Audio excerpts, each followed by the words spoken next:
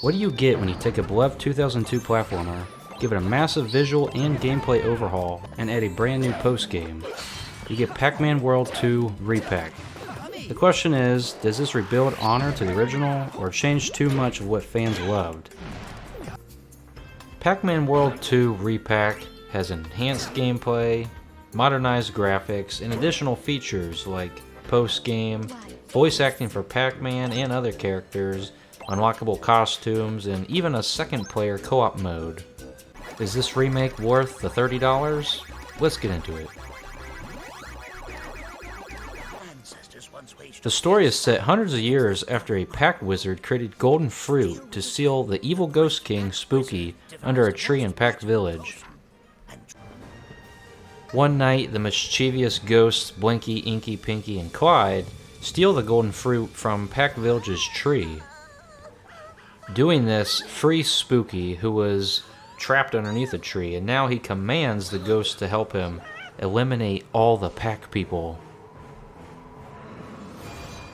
Now then, you four, bring that accursed golden fruit and follow me. Don't keep me waiting. Once I'm through with them, the rabble of Pac-Land will know the meaning of true terror.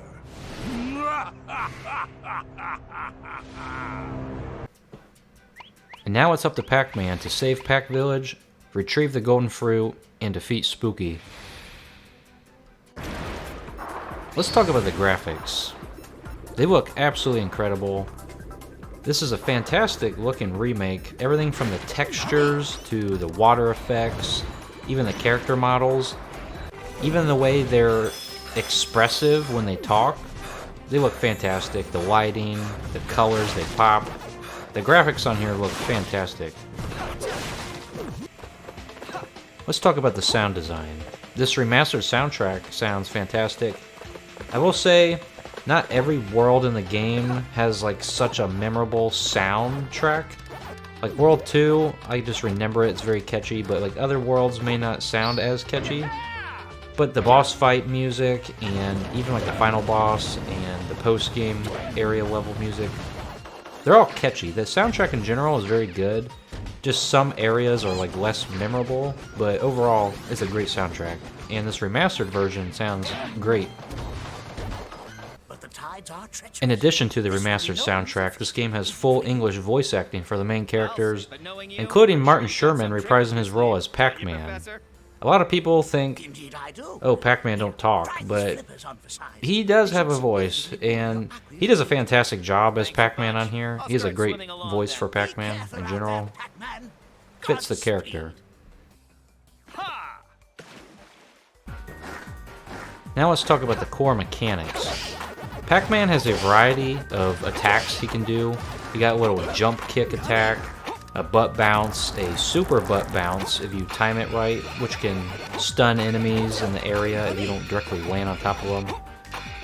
He can eat power pellets, the normal pellets as well, and he can become Mega Pac-Man. And there's like a section in each level almost where you turn into Mega Pac-Man and eat ghosts. You can also kill other enemies with it. He has his Rev Roll, where he can spin up into a ball similar to Sonic's Spin Dash, and that'll help you get through levels super quickly if you're doing like the speedrun challenges, especially. And, you know, get over large gaps. There's little ramps you can ramp off of, so his moveset on here is very versatile. It's not just plain and boring. There's a lot of different moves and attacks he can pull off, so that's fun. I believe for this remake, they toned down Pac-Man's momentum for a tighter, more responsive movement, similar to the first Pac-Man World remake. I haven't played the original Pac-Man World 2 in years, but it definitely feels like a little slower at times, especially if you're doing the rev roll and then you jump out of it, you just come to a complete halt in your momentum, so it definitely feels different. But if it's for making platforming more precise, then it definitely does help. I will also say the camera seems a little more zoomed out than the original, if I remember correctly. So that's also an interesting addition, which both are good. Nothing bad about that at all. Let's talk about the level design. This game has 6 different worlds that you get to play through. Each world has about like 3 levels, and then you'll fight that world's boss. So there's not like a huge amount of levels in each world. It's fairly short. But if you're going for like 100%, collecting all the fruit and doing the new mission challenges that were added to the remake, it can make it take a while longer. But each world is themed. You got like grassy areas, a volcano area, snow, underwater. The final spooky island area is pretty cool too. Visually, they all look great, and the colors pop. The level design on here is very fun, pretty straightforward as well.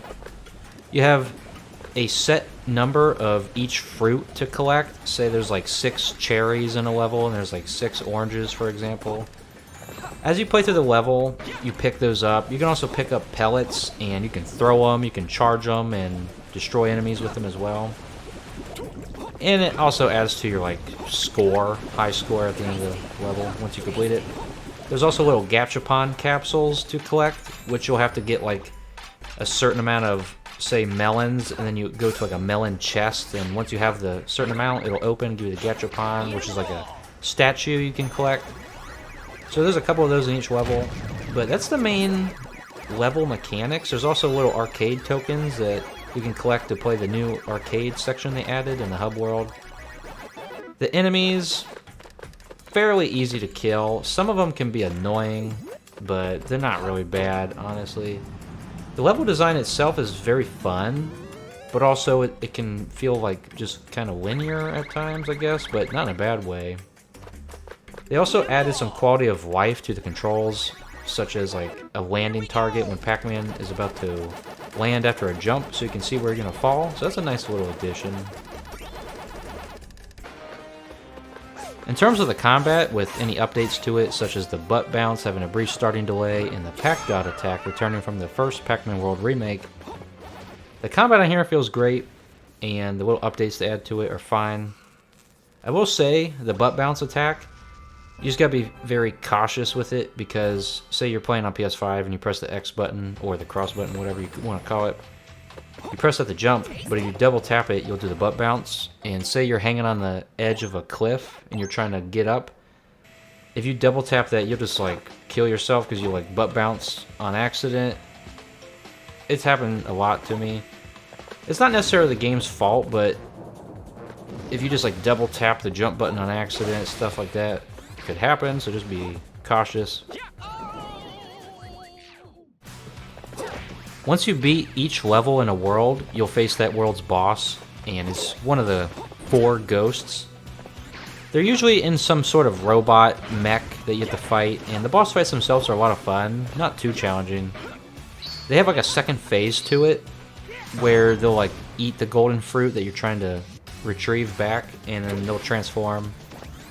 The second phases aren't really that much different, you know, they're a lot of fun. I think my favorite boss fight in the game, besides like the final boss, is probably the red ghost, I believe Inky or Blinky, whatever.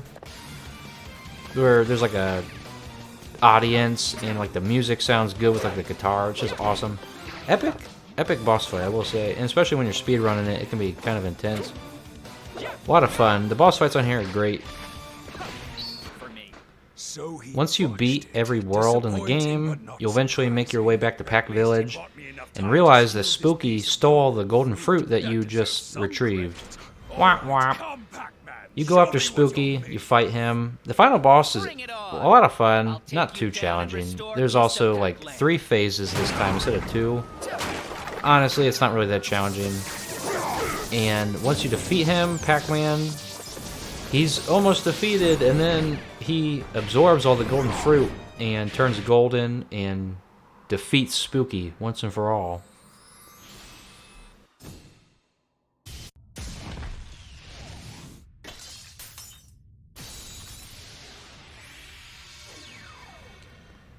The story in this remake has a more expanded narrative than the original, especially with like the new voice acting and everything.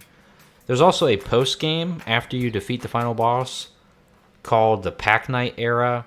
Basically, you travel back in time to rescue Pac-Man's kids, Pac-Boy and Pac-Sis. They're like remixed levels, harder versions of existing levels from previous worlds. A lot of fun. This game also introduces an easy mode. You've seen it with like recent 3D platformers, like even think back to like Mario Odyssey, they had like an assisted mode. I think they also had one in Donkey Kong Bonanza. So there's like a little fairy mode they added on here. It's like it assists you, unlimited lives, you're immune to damage. Pac-Man also has like a flutter jump thing he can do on here. And I think in that mode it's like extended flutter jump, so something if you're interested in that. Everything from the boss battles with the updated attacks and enhanced presentation, they're fantastic. And I love like the voice acting for each ghost. And the pink ghost, she's like, "Oh, Pac-Man, I got a New Yorker accent. How dare you?" You know, it adds more personality to these characters, and it's awesome, and it's kind of funny. How about you hand back that golden fruit?